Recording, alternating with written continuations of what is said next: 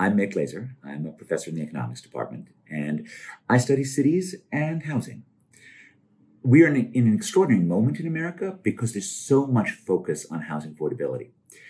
And what's really interesting is that the political answers given to this don't just focus on subsidies. I mean, for most of my life, right, the right answer for unaffordable housing was let's get interest rates down, let's get a tax credit, let's do something.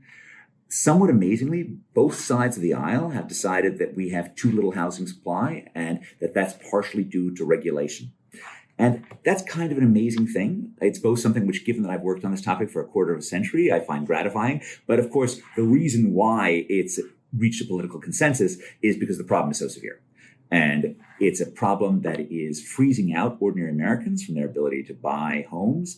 If you go back to the 1980s, people in the 20s, people in the 30s were buying homes, even in coastal markets, and finding that, being able to afford a place that was large and comfortable. Now that is increasingly out of reach for all but the most fortunate Americans. Now, how did we get here? Well, if you take the long haul, so I've just recently finished a paper looking at basically 120 years of productivity in the housing industry. From the 1900 to 1935 or so, productivity seems to have been relatively flat. There were interesting things that happened during that time period, like the proliferation of Sears robots shipped kit homes. So these were a thing you could buy them from the Sears catalog, and they'd ship you all the parts, all the nails, all the 2x4s you needed to build a home. And they took care of kind of a basic level of housing. But, productivity was basically pretty flat. Then in the 30s, you had the start of the sort of large-scale, federally supported mortgage market. Mortgages went from being 5-year mortgages to being 30-year mortgages.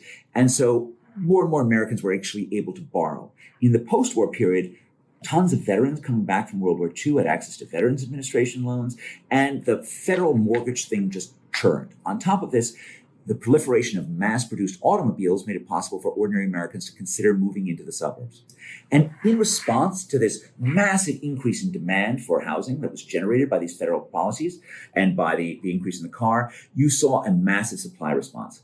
People like the Levitts started to mass-produce houses in large-scale suburban developments outside of Philadelphia, outside of New York City, outside of Los Angeles. And for 25 years after World War II, housing stayed affordable because we produced so much extra housing. We also got better at producing housing, right? So housing productivity soared over this time period, in part because we just took advantage of scale economies, of the same kind of ideas that Henry Ford used when he started to mass produce housing. We did the same thing when he started to mass produce cars, we started to do in housing. So just as Henry Ford figured out how to use mass production techniques to make cars more inexpensive, builders like the Levitts used to make housing less expensive. Then somewhere around 1970, things started to change. And I see this as part of a wealthier America, which started to say, hold on, we're not okay with just building as much as you want. We want to say no to building. We want to say no to things that might change our local environment or change the character of our neighborhood. And much of that is completely understandable, right? We didn't want the environmental degradation that could come from too much building in some areas. We didn't want the destruction of beautiful historic edifices like Penn Station in New York City. We wanted to preserve a little history, wanted to preserve a little bit of nature. Totally understandable. But despite the fact that every individual decision to stop a new construction project has a case to be made for it, on the whole, for the nation as a whole, right, by saying no to new housing, we've made it increasingly difficult to buy a home. So let's just trace out how that works, okay? Couple of individual cases. So in the late 1960s, New York starts its historic preservation system, which makes it very hard to change core parts of the city.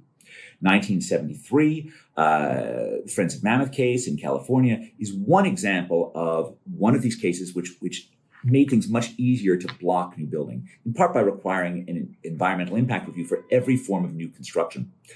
Lots of other different examples of forces that made it harder and harder for builders to get through. The project sizes got smaller. You have projects that were in the thousands in the 1950s, then were in the hundreds in the 1970s, or even smaller. Projects became smaller. As projects became smaller, builders stopped investing in exciting technological breakthroughs, and they just started building the way they used to build. Right? After all, the communities would only allow relatively conservative forms of building. This began first on the coasts, California, New York, Massachusetts, increasingly shutting down building. And when I started working on this in around 2000, right, it was clear that something had happened in different parts of America. And in some sense, the way I viewed America was there were three different housing markets. There were the coasts, which had abundant demand. Still, to be part of California, to be part of New York City, millions of people wanted this, and millions of people were willing to pay for the high wages that these markets gave you. You had the Sun Belt. The Sun Belt still built in the 2000s, and places like Texas stayed affordable despite robust demand, despite economic energy. And then you had the Rust Belt, places where the economic energy had disappeared. A city like Detroit was built for 1.85 million people. It now has less than half that amount, right? And so the homes were there even though the economic energy left. And prices of housing then fell far below construction costs, right? And so you have these three Americas: a cheap America where there weren't jobs, a very expensive America on the coast where wages were sky high, and a mid-priced America that continued to grow in the Sun Belt. And just to be clear, the difference between Massachusetts and Texas is not that Massachusetts is all built out and Texas has lots of space, right? Middlesex County, Massachusetts, where I am speaking right now, where Harvard is primarily located, right? Middlesex County is significantly less dense than Harris County, Texas, that includes Houston, and yet it builds much less. Because its land has been declared a no-build zone, because it has high minimum lot sizes, for a variety of reasons, it just becomes very difficult to mass produce any housing. Texas still allows building, at least in some parts of it. So then the global financial crisis hits. Part of the GFC was about housing. And, there was a big burst of demand, perhaps caused by easy credit in part, perhaps caused by just irrational exuberance in part. Prices go crazy, lots of places where we don't think housing is constrained. Las Vegas, Phoenix, they boom. Coastal markets boom even more. And then we have a touchdown. Then we have a reversal. So, for every dollar a market's housing prices went up between 2001 and 2006, it went down by 95 cents between 2006 and 2011. And in some sense, we've never really fully recovered from that crash. Okay, we had a rapid decline in the amount of new construction after 2006, but we've never really gotten up to the levels of 2005, 2006. And we've seen now Sunbelt markets, Atlanta, Dallas, Phoenix, where their prices have gone up. And it's a sort of open question whether or not their prices have gone up and we're seeing a replay of 2006 where those prices are going to come down again, or whether or not these cities have become more coastal. These cities have become more constrained in what they build. And I think we just have to see how that follows. My guess is that in core areas, in the most attractive parts of these cities, they actually have become a bit more coastal. On the fringes, you can still build. What that means is you can still find some form of economic opportunity on the edge of these cities, but just not in the core areas, just not in the most attractive parts. Now, what do we do about this as a nation? The core problem is that in most suburban areas, housing affordability isn't desired. After all, if you're a homeowner, the last thing you want is for your home to become less valuable. And just trying to jawbone suburbs to saying, oh, wouldn't it be great if you permitted 10,000 more units and allowed lots of buildings so your housing prices went down and so lots of kids from less fortunate backgrounds were able to go into your schools. I've tried to make those arguments, but they don't exactly go very well. I think you've got some chance in big cities where, other people have a seat at the table other than homeowners, where you have builders, where you have banks, where you have employers, where you have renters who actually would benefit from having cheaper housing. But in much of America, I think it's not going to happen on its own. It's only going to happen if there are outsiders who nudge. So in some sense, the most important battle line right now is in the California state legislature, where there are, laws that are being passed, which in some sense chip away at the local ability to say no. Localities are always and everywhere creatures of state government. And so if the state government decides to limit what localities can do, that can make a difference. Here in Massachusetts, we have something called Chapter 40B that allows the builders of affordable housing to do an end run around local zoning boards and to build affordable housing. At the national level, it's even harder because the national government doesn't naturally interface with local governments very well. And I think the only thing that I could see the national government doing is tying federal spending on transportation to the ability to build locally. That's a natural thing because the benefits that you get from transportation spending are closely related to the amount of new building that you can do in response to that transportation spending. And I could see such transportation spending then serving as a nudge to legislatures to take action. But it's hard, and it's not obviously going to make a difference. But it's ultimately all about supply. Now, what about other theories that are they're bandied about? What about hedge funds that buy up property, right? So this is something I just wrote a Times op-ed, and this seemed to be the dominant comment was, what about the hedge funds that bought property and now rent it up? They're operating in a pretty competitive market. I mean, the market that's non-competitive is the building market, which is really difficult. Once the stuff is built, right?